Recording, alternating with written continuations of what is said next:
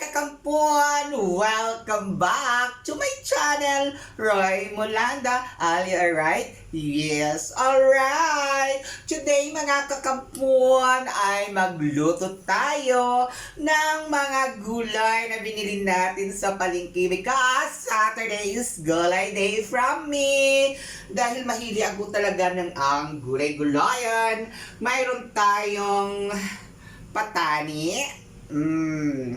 Binili ko ito. Mayroon tayong patani na masarap kasi na-miss ko talaga ang patani ng bonggang-bongga. Mayroon tayong patani. Ayan. Mayroon tayong balagay sa Bisaya. Tapos of course, may mga tayong luya, bawang sibuyas, kasi mahilig talaga ako sa luya pag ako ay magluluto. Okay? And mayroon tayong talong. Di ba? Pinakamasarap sa lahat. Okra. And kalabasa para pampalinaw na mata para hindi maiwanan. Char! Di ba? Para hindi maiwanan. Ganon. Kaya magluto ng gulay. Mayroong malunggay. Ngayon, dahil mainit na at ilagay na natin yung paborito ko patani sa probinsya. I like this one so much. Ang dami pang binili ko. 50 pesos I think ito. Dalawang balot. Lagay na natin. Patani.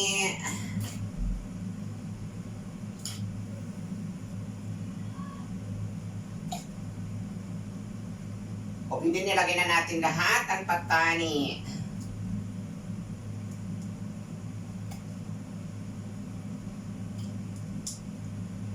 Di ba? Ilagay na rin natin yung kalabasa. Trying.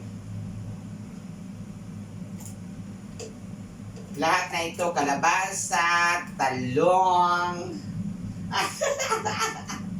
Lahat ilagay na natin. Kalabasa, talong. Tapos, balagay. And, ilagay na natin yung luya.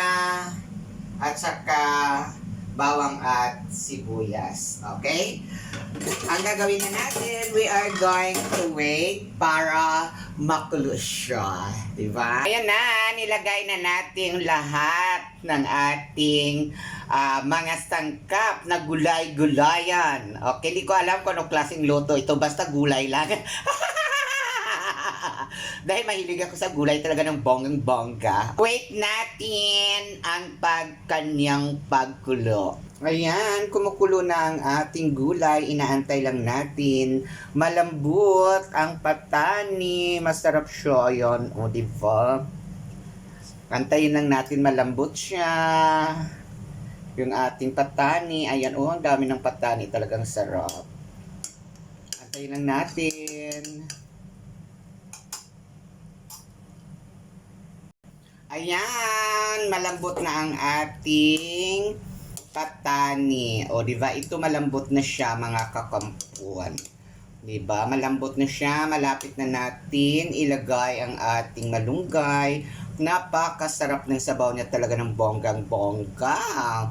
Malambot na at masarap na ang gulay. Lutong-luto na siya, mga kakampuan.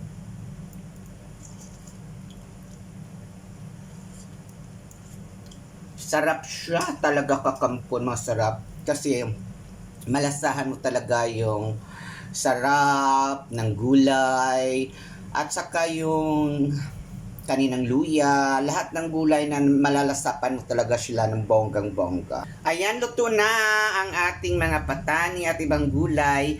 Ilagay na natin ang malunggay. O, diba? Para malunggay, pampahaba ng buhay. Dami talaga malunggay nilagay ko kasi I like so much malunggay. Kasi yan ay pampahaba ng buhay. Ang malunggay, pampahaba ng buhay para mahalin ng tunay. O, di ba? Ay, mamahalin ng tunay. O, ngayon, anuin na natin yung malunggay, pampahaba ng buhay, para mahalin tayo ng tunay. Di ba? Ay, nako, bongga-bongga. O, waiting na lang na maluto yung ating malunggay dahil ito ay nagpapahaba ng buhay at mahalin tayo ng tunay ng ating mga jowa ek-ek. Kung mayroong jowa ek-ek, di ba? Ayan! Ayan na, luto na ang ating gulay with patani. O, di ba? Sarap-sarap. May malunggay pa, okay? Thank you for watching mga kakampon. Are you alright? Yes, alright. Please follow my channel, Roy Mulanda. Bye! Love you all!